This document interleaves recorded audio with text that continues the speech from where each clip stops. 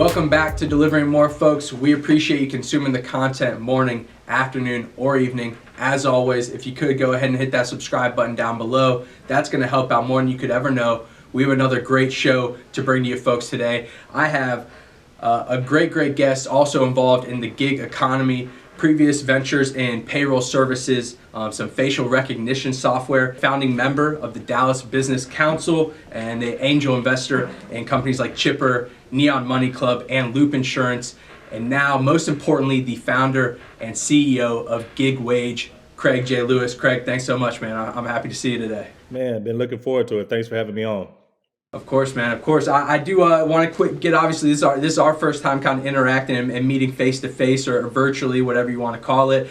So I do want to just kind of start on your background a little bit. Just doing a tiny bit of digging, obviously, like kind of the LinkedIn stuff. Nevada University, Wolfpack basketball. What was your time like there? Did you always play basketball growing up? Was sports a big thing for you in your youth? Yeah, no. The first, 20 some odd years of my life, basketball was everything, man. There's a term called basketball is life.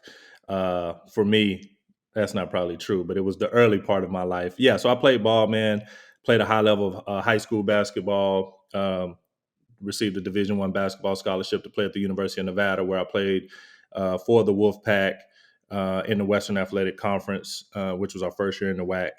And then I actually ended up transferring, and I played at I went JUCO for a year, and then I went back to D1 at Morehead State University in Kentucky, where I played for the great Kyle Macy for the Morehead State Eagles. So basketball was a big deal. I played a little bit in Europe as well, Portugal, Germany, etc. But yeah, it was a good foundation for me for sure. Yeah, awesome. Yeah, I played sports also growing up, baseball, basketball, football, everything like that. So I think sports obviously is a easy bonding kind of material, and then obviously like the foundational things you learn, Yeah. dedication, discipline, things like that. Usually a really good foundation for kind of a business mind in the future, I feel like. No doubt. I wrote a book called The Sport of Sales a number of years back, and it talks about the parallels between sports and what I learned in my sports career and how to kind of navigate excellent success and greatness at the sports arena is very similar to sales. And I also think sales is like the blueprint for business, right? The kind of training ground for entrepreneurship. And so, yeah, the parallels are uncanny. It's ridiculous how much you can take from one to the other. Very transferable skills. For sure. And then obviously I kind of mentioned your previous ventures, obviously company wise, business wise. SimPay, I'd probably say is maybe the most relative to what you're doing now in the payroll services kind of industry. What was your time like with that? And was that maybe like your first founding venture or anything like that? Well, no. The first, when I retired from basketball, I went straight into entrepreneurship. I actually started, and you probably don't see it on LinkedIn because I try to forget it, but my first venture was a sports marketing company. So when I got back from Europe, I started a sports marketing venture, and it failed miserably. But a lot of what I learned from that, once I got back into entrepreneurship, was shaped by that experience. I was sued. My business partner died. I had all kind of crazy stuff going on. And from that experience, I wanted to get as far away from entrepreneurship and sports as possible. And that's what kind of led me down the payroll path where I worked for ADP. And I sold the first cloud-based product at ADP, Automatic Data Processing, which is probably the most similar to what we're doing actually. But SimPay, which used to be called Alpha Card Services, was a credit card processor payments company that wanted to build a payroll company as a subsidiary. And they brought me in to build and launch what was called Alpha Payroll Services, which was a really cool experience. Cool. Yeah, that's awesome. Yeah, ADP, obviously a massive company. I think everyone's pretty readily aware of ADP. And then the thing I found super interesting, I do kind of want to dig into a little bit, was the Kairos company, the facial recognition software, which is, I feel like facial recognition, the only place I really see it in my everyday life is like the iPhone. Open up the phone real quick. What were you guys doing there? I saw it was like said like an API kind of, so it was like a tech side of things. What did you guys develop and what were you doing? Okay, well, it's an interesting story there because we didn't start off as a facial recognition company. We started off as a timekeeping company. So it was payroll related.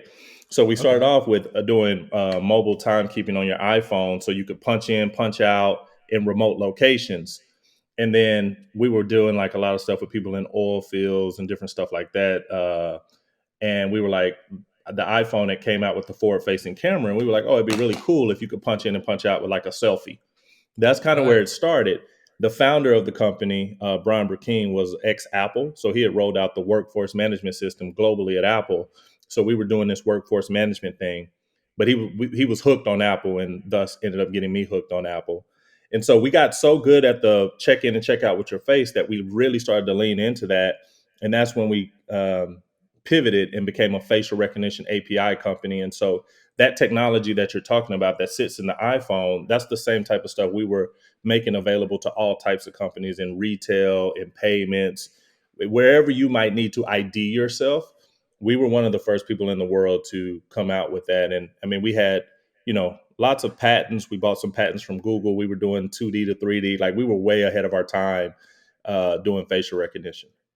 That's crazy. I feel like that would have been a super, super just interesting company to be involved with. So It just a was. crazy time too, involved with software like that. I feel like that's a crazy route to go down, and Yeah. especially being involved with someone directly from Apple. It had to be a great person to learn from, I imagine, right? Yeah. Being Yeah. probably a great business mind. Yeah, it's influenced a lot of how I run GigWage, right? So Brian Burkeen, very Googleable. Check him out. He's a VC now, has a wonderful fund that he's running out of the Midwest. But yeah, no, I use MacBooks and iPhones, and we're an Apple family over here, all because it's Brian's fault. He converted me to.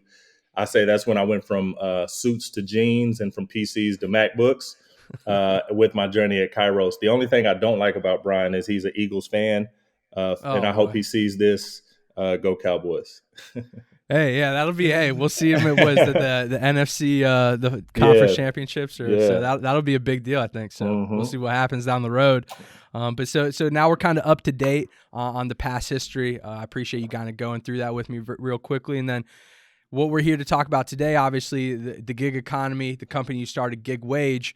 How do you go from ADP, SimPay, facial recognition to now getting involved in something I wouldn't say brand new, but as of lately, it feels very brand new. But the gig economy. Yeah. So it's actually all pretty adjacent or aligned, if you will, in that I think at my time at ADP, I fell in love with the democratization of getting people paid. I've always been fascinated by that. And so when I sold the first cloud-based product there, I really saw the impact of cloud and technology on what that meant for helping companies pay people.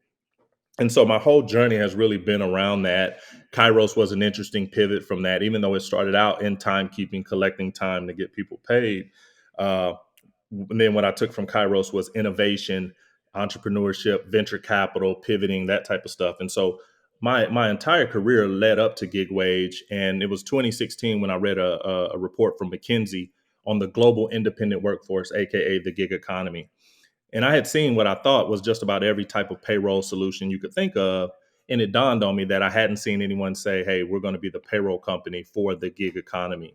And that's when the idea really kind of hit me, was like, oh, we could build payroll technology for businesses and platforms that have large workforces of independent contractors, freelancers, and gig workers. And that's when the journey started. Yeah, that's a unbelievable thing to kind of to get into it, and especially something like we're kind of mentioning now. As of lately, the gig economy, especially due to things like COVID, kind of exponentially just expediting the industry itself and making it much more prevalent. To be what year did you actually start GigWage? Was it 2016 when you started it, or was it That's when I later? had the idea. We launched the first MVP the summer of 2017. 2017. Okay, Hmm. yeah. So even still, I mean, you're 3 years basically ahead of Hmm. when mainstream media really starts even kind of mentioning the gig economy. So really kind of being ahead of the curve and ahead of the time a little bit. And then GigWage itself, right? A lot of what I see as far as your guys' content wise, things like that, there's a main focus on like same day payments, things like that. What is GigWage doing itself as like a foundational piece, and what is your guys' goal for the gig economy?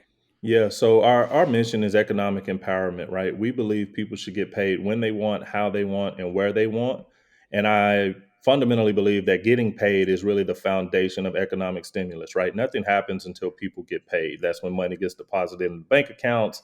That's when bills get paid. That's when taxes get paid. Like getting people paid is really like that kind of go button for the economy. And our job is to take this extremely large, fast growing, but fragmented industry and give it financial infrastructure so that money moves through it more seamlessly, so that we can empower not only gig workers, but the companies that provide the work for those workers, and the partners around the table, right? And so this really comprehensive end-to-end solution. So we think about, how do companies collect their money? How do they move their money? How do they do it all while being in compliance? Manage their people, get the money to people when they want, how they want, where they want, instantly, on demand, same day, et cetera. And then eventually beyond that, how do those people then manage and spend that money? So we're building the most comprehensive financial infrastructure for the gig economy. We're skating to where the puck's going, not where it's at. And speed is one of the, kind of foremost topics of the gig economy, because it is so volatile and so on demand.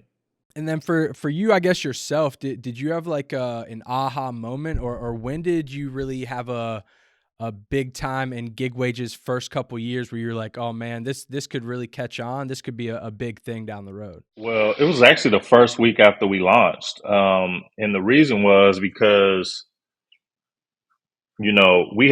we pivoted to this model. So we were trying to do a different payroll thing. And then I read that report from McKinsey.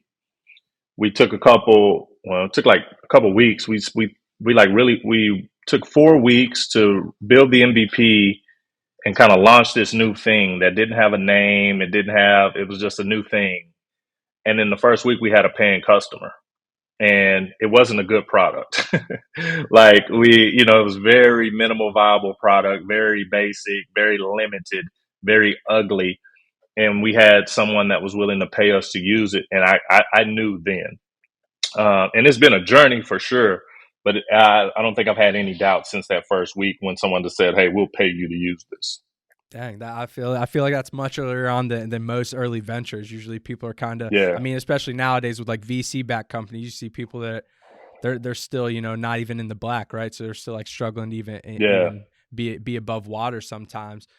Speaking to Yeah. kind of the gig industry itself, and so like Deliver That, we're a food delivery service, right? We use drivers as independent contractors, get food from A to B, logistics, all that good stuff. I saw a post on GigWage, I think last week, kind of talking about how everyone thinks about drivers when you think gig economy, right? You got Uber Eats, DoorDash, Deliver That, things like that. But you got, you guys listed, things you guys were seeing last year: academic proofreaders, chess tutors, special education aides, mental health counselors, and digital micro influencers. So who are you guys actually helping and facilitating these payments to on your end? You guys have, categories, and what is your biggest category of people you're helping out, if not drivers? Yeah, outside of transportation and drivers, I mean, we see things. We're very agnostic and very horizontal. Any industry, any job that can be done, there's a gig version of that job. And we help people pay. I talk about it all the time. One of my favorite things is holiday season, because we pay a bunch of Santa Clauses. Like, Santa Clauses are independent contractors. Hopefully there's no kids watching this, and I don't ruin Christmas for anyone. But Ruining it. yeah, we see a lot in the education space. So tutors are massive for us. Teachers, that's probably our fastest growing industry. The medical field. So we pay a bunch of nurses and therapists. Yeah. So, I mean, the simple way to think about it with gig wage, what we realized is the gig economy is the economy. So all the work that needs to be done, any job that needs to be done, any productivity that has to happen, there's a gig job for that role. So again, like, people think about Uber, Lyft, Airbnb, DoorDash, Deliver That type stuff. And transportation and delivery are our, make no mistake about it, they're our largest industries that we service, but our fastest growing industries, and soon will probably pass transportation, are industries like healthcare. So teledocs, nurses, therapists, psychiatrists, mental health platforms. We also see a ton in education. So teachers and tutors of all kinds of things: second language tutors, sign language tutors, chess tutors, you name it. And then we see all the other kind of stuff. We see a lot in, a lot of different types of writers and freelancers and journalists. And so we get to see some really cool stuff that people are getting paid to do: walk dogs, babysit, political campaign, door knocking, you name it. We pay people to do it. And it just really speaks to the power and the growth of the gig economy and the broader 1099 independent contractor economy. For sure. And how so? If you are a tutor or a traveling nurse or something along those lines, do they have to be employed by a specific company who's partnered with GigWage to utilize your Yeah, services, or can they just work with you individually? yeah. So we're a payroll company, right? So the businesses sign up to use GigWage so that they can pay people instantly on demand in a modern way. So yeah, you have to be with GigWage today. We're not like a neobank or some card or Right. a banking service for consumers. We actually are the payroll platform and the back office infrastructure for the platforms and the companies. Now, what's cool about it is because we're starting to reach a certain amount of scale, we see companies work, contractors and gig workers working for multiple companies on the GigWage platform, and they do get to manage that from one place, which is pretty cool. That's a super cool thing to hear about, actually. So do they have like, if they are employed by multiple, what I will call like hospitals or something, or independently Yep. contracted nurse, do they have like one portal or one back office they just log hmm into? They can see this company paid me here, this company paid me Bingo. there, and that. Wow. That's Bingo. Yeah. So they can see, they can filter it. They can see payment history, payment details, payment status, filter by company, filter by date. They get all their 1099s in one place. They can manage how they get paid, manage their banking, manage their W-9 information.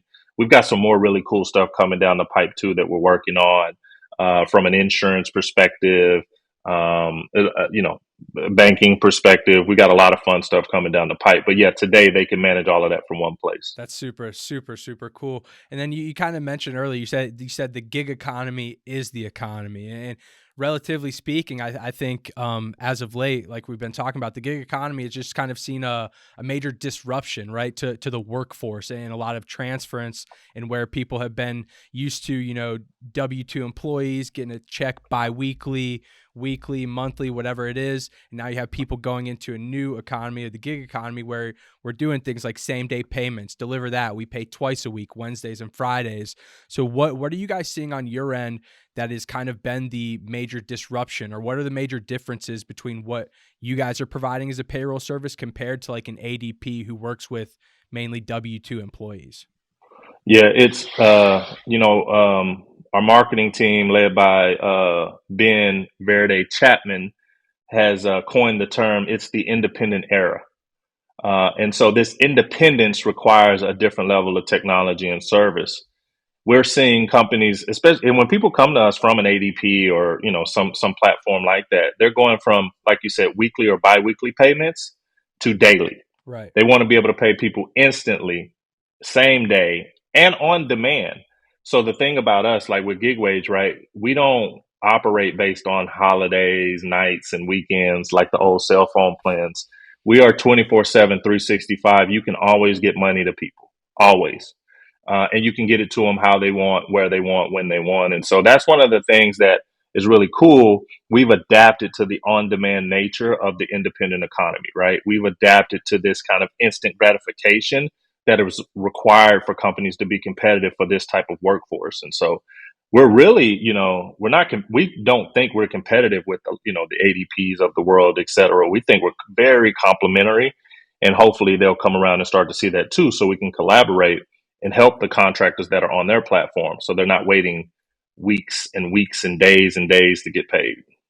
Yeah, that's obviously a major influence in why people actually get into the gig economy, right?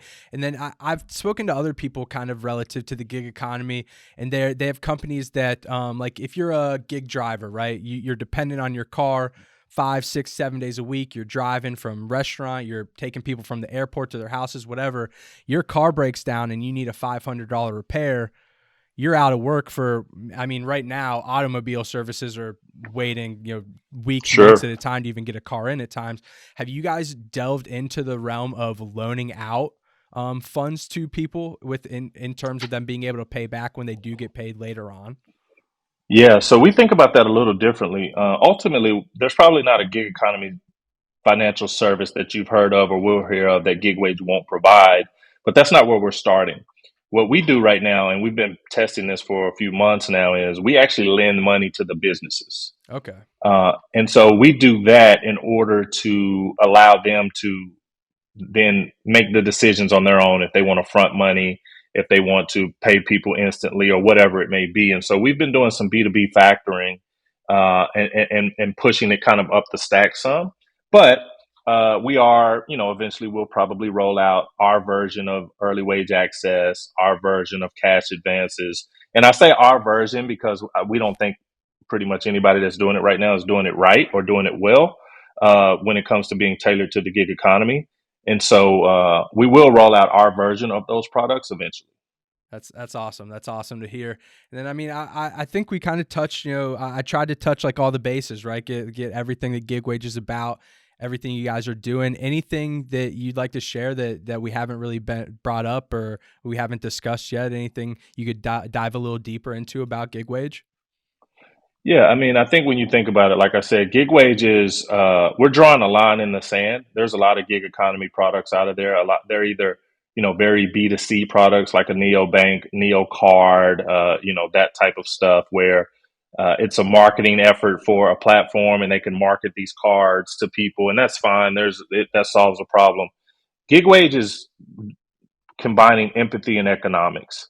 If you're a company, if you're a platform and you truly care about the workers, if you really want to empower the workers, if you really want to retain and recruit the workers, but you also want to have visibility, reporting, and some control over how you manage your workforce, GigWage is a different type of platform.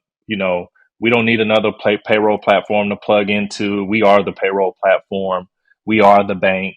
We are the accounts receivable company. We are the accounts payable company. So we're a full suite of service, and we can make that stuff available via web, via API. What we do that's different is we don't make you put a square peg in a round hole. We realize that the gig economy is dynamic.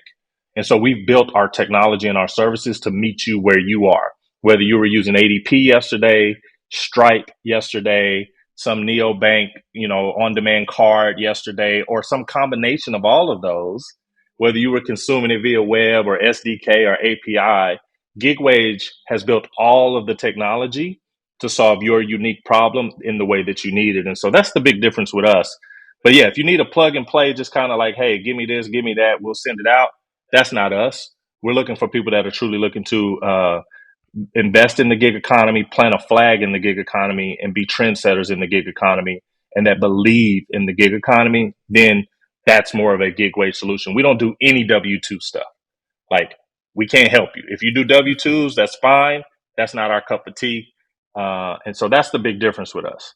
Yeah, I think enough can't be said, right? Like you kind of mentioned, is you guys the typical notion of business or payroll services specifically has always been, how can you adapt to use our services, right? How can you find a way to be able to utilize our services in a way that best fits you, and the way it sounds like you guys are going about it is just completely reversed, right? It's how can we adapt to help you utilize us, right? What can we Totally. create to then in turn be able to have you use us in a way that actually suits your needs? So very, very impressive. And I think it's an amazing company that you started. And the last question I really have for you here, and I think, we've already said it over and over here, the gig economy is the economy. So I have an idea, I think, on where this answer might go.